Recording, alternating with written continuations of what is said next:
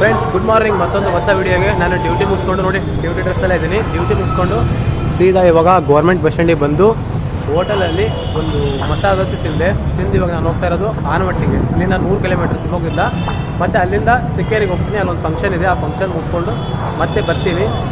ಈ ಒಂದು ವಿಡಿಯೋದಲ್ಲಿ ಚಿಕ್ಕೇರಿ ಫುಲ್ ಇನ್ಫಾರ್ಮೇಷನ್ ನಿಮ್ಗೆ ಸಿಗುತ್ತೆ ಗೈಸ್. ಇವಾಗ ಇಲ್ಲೇ ಡೈರೆಕ್ಟಿಂಗ್ ಹೋಗ್ತೀನಿ. ಇವಾಗ ಬನ್ನಿ, ಚಿಕ್ಕೇರಿ ನೀವು ನೋಡಿಲ್ಲ ಅಂತಂದರೆ ಬ್ಲಾಗ್ನ ಫಾಲೋ ಮಾಡಿ, ಕ್ಲಿಯರಾಗಿ ನಿಮಗೆ ತೋರಿಸ್ತೀನಿ. ನನಗನ್ಸುತ್ತೆ ಬೆಳಗ್ಗೆ ಹೂವಿನ ಮಾರ್ಕೆಟ್ 6:30ಗೆ ಓಪನ್ ಆಗುತ್ತೆ ಅಂತ. 6:30 ಆಗುತ್ತೆ, ಇಲ್ಲ 5:30 ಆಗುತ್ತೋ 5 ಗಂಟೆಗೆ ಆಗುತ್ತೋ ಗೊತ್ತಿಲ್ಲ. ಯಾಕೆಂದರೆ ಒಂದು ಸೆಕೆಂಡ್ ನೋಡಿ, ಇಲ್ಲಿ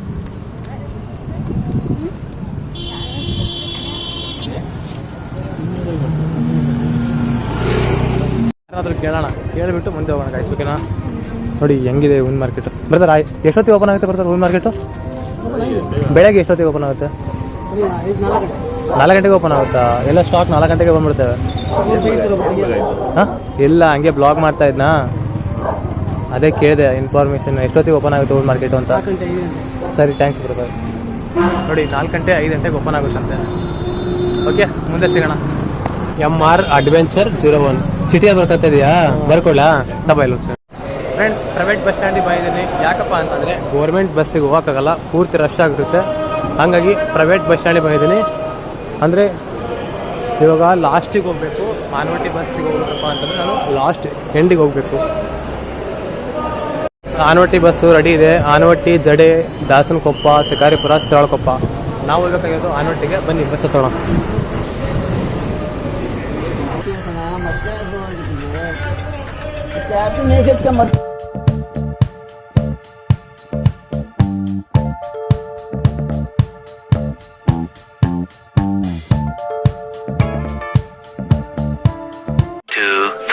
Years later.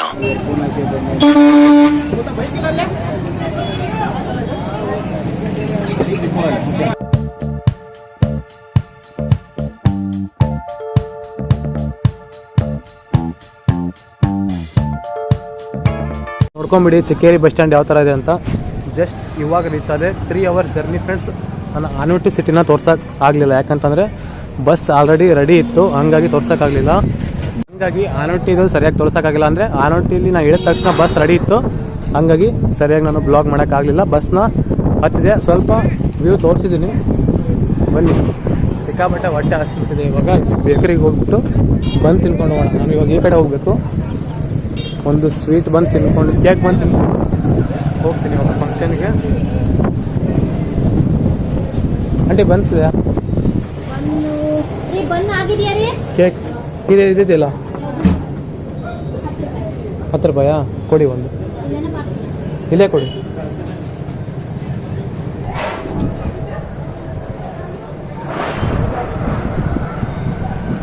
ಫ್ರೆಂಡ್ಸ್, ತುಂಬ ಹೊಟ್ಟೆ ಹಸಿತು ಅಂತಂದರೆ ಈ ಥರ ಬಂದಿದ್ದರೆ ಸ್ವಲ್ಪ ಸಮಾಧಾನ ಆಗುತ್ತೆ. ಓಕೆ, ಮುಂದೆ ಸಿಗೋಣ.